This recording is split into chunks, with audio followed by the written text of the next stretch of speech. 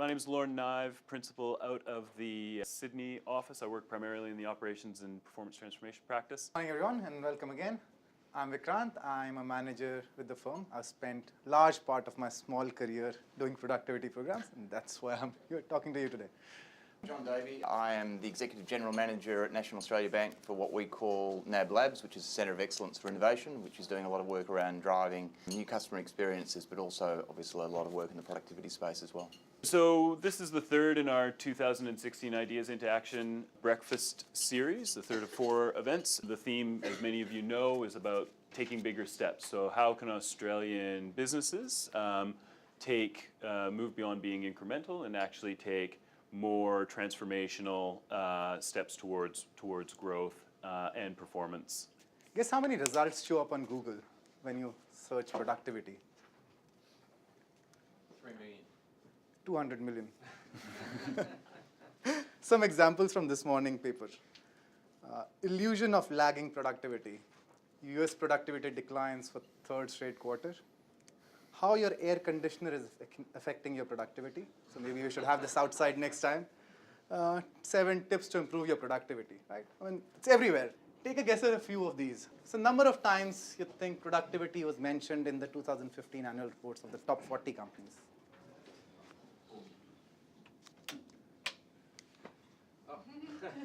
10 per report, 350 times in the 40 reports that you looked at. Take a guess at that. How many articles with reference to productivity today? 50? That's pretty close, actually. Yeah, on a daily basis, 50 to 60. Number of labors, 100 positive policies that affect productivity. 200? Sounds about right. A third of them, right? Where do you think Australia ranks higher, productivity or innovation? Productivity. A little bit behind on innovation, and that's part of the discussion today. So how do we define productivity? What is productivity? As opposed to the equation. So productivity mathematically is outputs over inputs, right? It's about producing more with optimal number of inputs. The tricky one, what is efficiency? Doing the same for less. That's right. I think, again, the technical definition of efficiency is something it took a while to understand. It's a relative term. So technically, it's defined as actual output versus a standard output.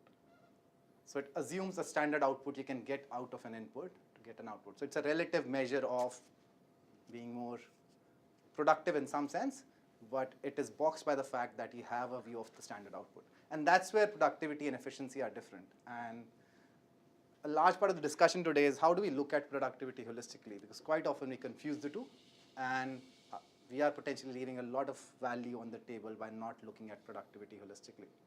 So like Vikrant said, Australia ranks about 14th in terms of labor productivity in the OECD. What you'll notice is A is 14th, right? So obviously not highly competitive. We've got some outliers, Norway and a number of the Gulf states, and that's really driven by oil prices, right? So you can take those out. And we're really talking about countries where there's manufacturing base, agriculture, right? These are actually really the peers. And what you'll notice is obviously we're significantly lower, but also if you look subtly, across most of these countries, growth and productivity is slowing. What does it mean when we've got slowing productivity improvements? Obviously cost of production goes up, prices go up. Consumers are looking to buy less of the products we create, profits go down, job creation goes down, tax revenue goes down. How do I deliver a differentiated value proposition? Because productivity is about doing more with same or less inputs, right? So I'm going to talk about a couple of examples from 2 industries I've worked most in. One is financial services and the other one is mining. How many of us have lost their wallet in the last 10 years?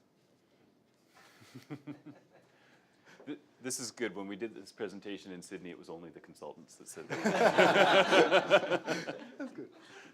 Well, apparently it's a very high frequency event.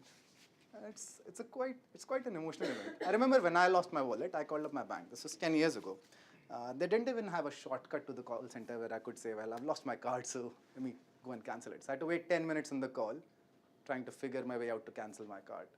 And forget about anything after that. They said, yeah, we'll send you your cards in 2 weeks' time. That sounds great. no cash, no wallet, and stuck. Perfect. So we went and worked with a client who was initially seeking to reduce cycle time, right? The focus was again improving process efficiency at the call center, reducing cycle time to replace lost cards. He sort of said, can we turn the problem around? This is something we call a pivotal customer event. It's a high emotion, high frequency event which has a significant impact on customer churn. So can you look at this differently to really drive a differential outcome for the customers and increase your customer retention, which has a much bigger payoff in the long run rather than just reducing the time you take and people you need to do the stuff.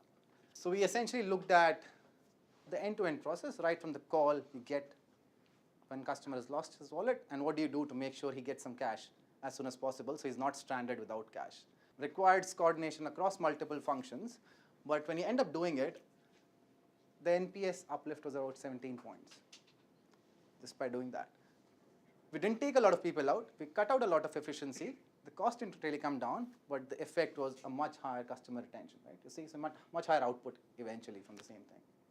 Thanks for having me today. Quickly, I will just introduce myself. So John Davey again. I look after what's called NAB Labs. There's two teams I look after actually, NAB Labs, and also a team called NAB Ventures, which is a venture capital fund that we run.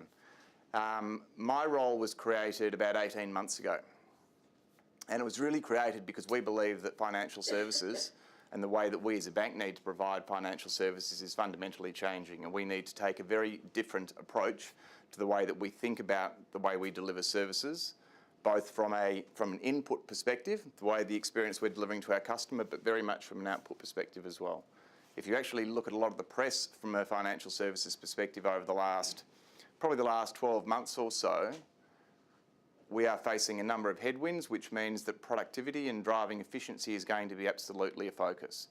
So my team was created to make sure that we're able to respond to and understand the implications of changes that we were seeing in our industry.